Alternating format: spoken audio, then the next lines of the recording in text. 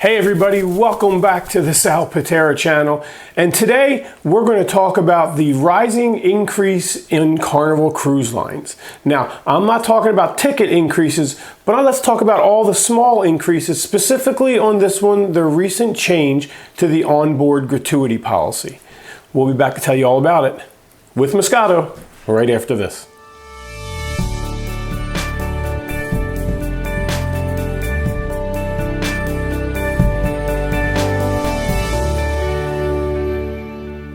Hey, welcome back guys. So today we are going to talk about Carnival Cruise Line's recent announcement that they are going to be raising gratuities starting December 1st. Now, before we talk about what gratuities they're going to raise, let's talk about gratuities in general. Naturally, just like a land-based vacation, you're going to pay tips to people like your bartenders, especially steakhouses, for your waiters and waitresses, room service, etc. The difference on a cruise ship is some of those are added automatically, like your bartenders. When you get a drink from a bar on board a Carnival vessel, they automatically charge a 15% gratuity. Now, there's still a line underneath for an additional gratuity. If you got exceptional service, you can give more than that. And I certainly have. When I have a great bartender, I'll give them a little bit more. Also, you're going to pay a gratuity, an optional gratuity, when you receive room service. Now, most room service is free. Carnival, as one of their other things they raised earlier this year, is they did charge for some room service items, but for the most part, a lot of them are free. But there's also a space at the bottom to give a gratuity. You're also going to get charged an automatic 15% gratuity if you take part of the chef's table or any of the additional restaurants other than the main dining room that are an additional fee. But that's not the gratuities we're talking about today. Carnival also has a gratuity that they charge, and you can pay it either prior to going on your cruise on carnival.com, or it's billed automatically to your sign and sail account about the second to last day of the cruise. And up until now, and changing on December 1st, it's been $12.95 a day, or if you're in a suite, it was $13.95 a day. Well, that's changing on December 1st. Now it's going to be $13.99, so about $1 more per day per person in your cabin, and the suites to $15.99 a day, which is about a $2 increase. And again, it's per person, per day you're sailing, with the exception of if the person in your cabin is under 2, then they don't do it. Now, a little caveat, because I know people are going to say this down in the comments, they do automatically add this to your sail and sign account. So it'll automatically go on your final bill. However, if you feel that you didn't get the service that's deserving of these tips, you can go down to the guest services desk after they've put them on your check, and you can either raise, take some away, or eliminate them completely. Now, I can't tell you how strongly I am against taking them off of your bill. I can understand if you had something really bad happen and you really just don't feel like they deserve it. But for the most part, the crew that gets those gratuities work really hard all week to ensure that you get the best experience while you're on vacation. Okay, so let's talk specifically where those gratuities go. Carnival says the majority of tipping goes to employees such as your stateroom steward, as well as your dining staff, your waiters, your waitresses, etc.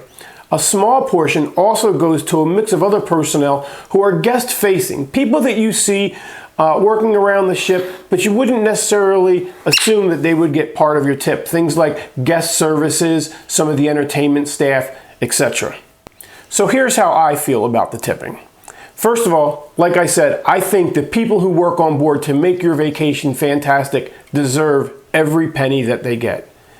And that being said, it seems to me, and if you've cruised a lot in Carnival in the past, it seems to me all the little things that used to be free or used to be cheaper are now raising in price.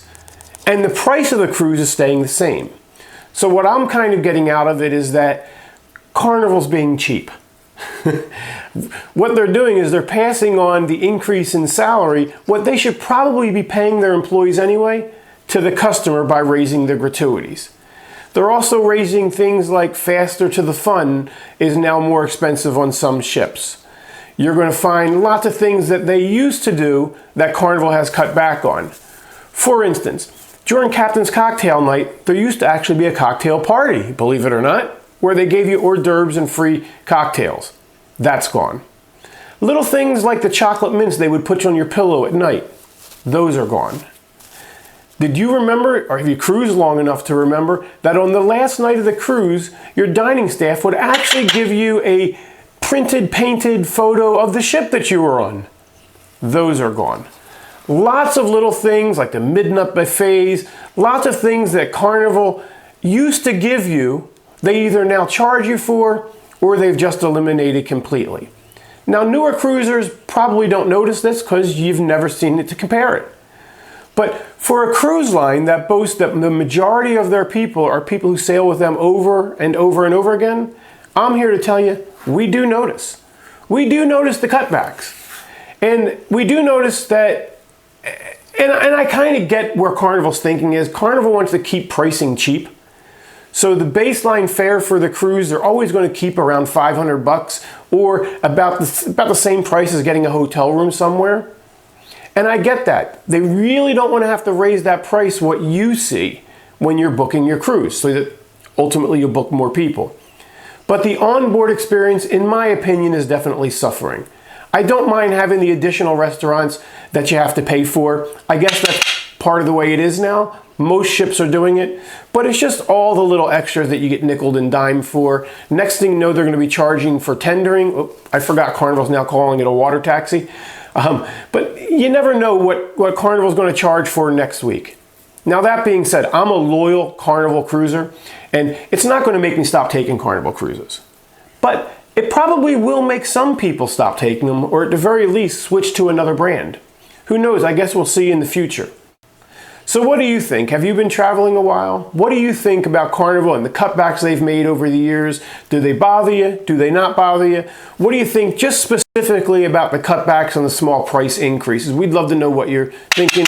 Make sure you hit that like button down below, and most importantly, hit that subscribe button. It's what lets you know when we put up new videos, and we'll see you on your next cruise.